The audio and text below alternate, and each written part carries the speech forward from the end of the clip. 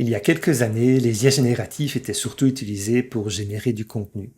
Alors ça a commencé avec des petits textes, des petits paragraphes, puis on a su générer des emails et des articles entiers.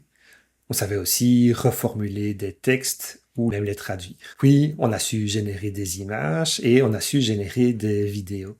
Et le principe était toujours le même, c'était savoir générer du contenu plus rapidement. Puis fin 2025, début 2026, il y a quelque chose qui a changé. Maintenant, les IA sont capables de remplacer des workflows, donc des flux de travail complets, où elles sont capables de générer des sites ou des apps complètes. Et ça change beaucoup de choses. Un petit rappel, ChatGPT a été lancé en 2022, donc c'est il n'y a pas si longtemps que ça, juste quelques années. Et c'était un chatbot, donc on pouvait discuter avec et lui demander de générer du texte. Puis en 2023-2024, on a eu l'apparition des générateurs d'images. On avait à l'époque DALL-E, Midjourney, et ça permettait de générer des images en fonction d'un prompt. Puis en 2025, on a eu un peu l'explosion de la vidéo. Maintenant, on arrive à générer des films entiers avec de la vidéo. Mais le principe était toujours le même, donc produire du contenu plus rapidement. Et donc ça ne changeait pas fondamentalement la manière de créer des produits, de créer des sites ou des apps. En 2025, on a eu une explosion des IA qui généraient du code. Comme les autres IA, au début, c'était pas terrible, donc la qualité n'était pas exceptionnelle et ça se limitait à des petits bouts de code. Donc corriger un bug ou ajouter une petite fonctionnalité.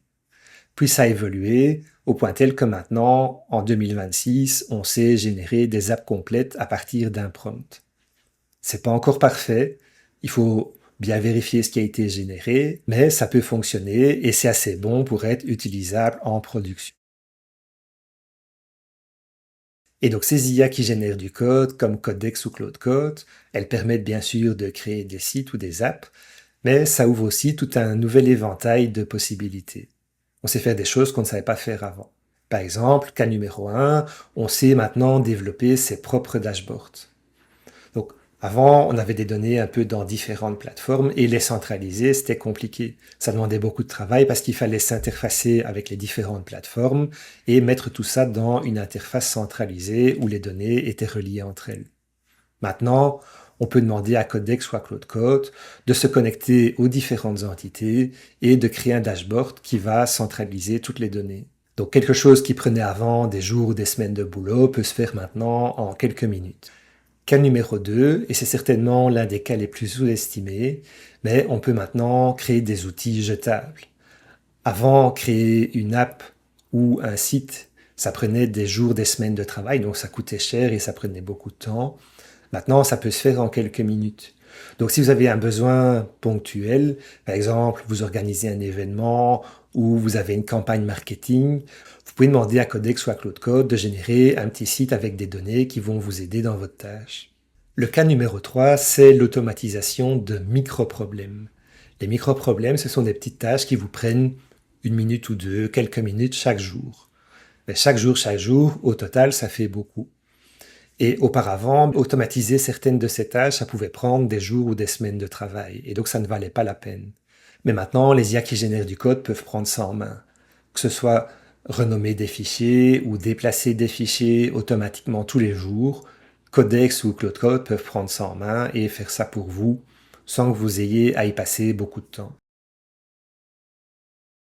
Par contre, ce qui n'a pas changé, et ça c'est très important, c'est que l'IA va générer ce que vous lui demandez.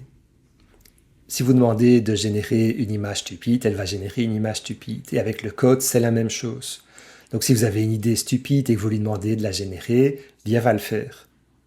Et donc l'IA qui génère du code, ça ne remplace pas la réflexion produit, ça ne remplace pas le fait de valider vos idées ou de réfléchir à comment vous allez commercialiser une idée. Donc on peut maintenant construire les choses beaucoup plus vite, mais il faut toujours réfléchir à construire les bonnes choses et à savoir comment on va les commercialiser. Voilà, pendant plusieurs années, les IA nous ont aidés à générer du contenu plus rapidement, mais maintenant elles s'attaquent à nos flux de travail et à la génération de plateformes complètes, de sites et d'apps. Donc ça permet de réduire les coûts de création de produits, mais ça ne remplace pas la réflexion produit. Donc n'oubliez pas de valider vos idées et de valider aussi de savoir comment vous allez commercialiser vos produits. On en est qu'au début, donc moi je suis très curieux de voir comment ça va se passer dans les prochaines années.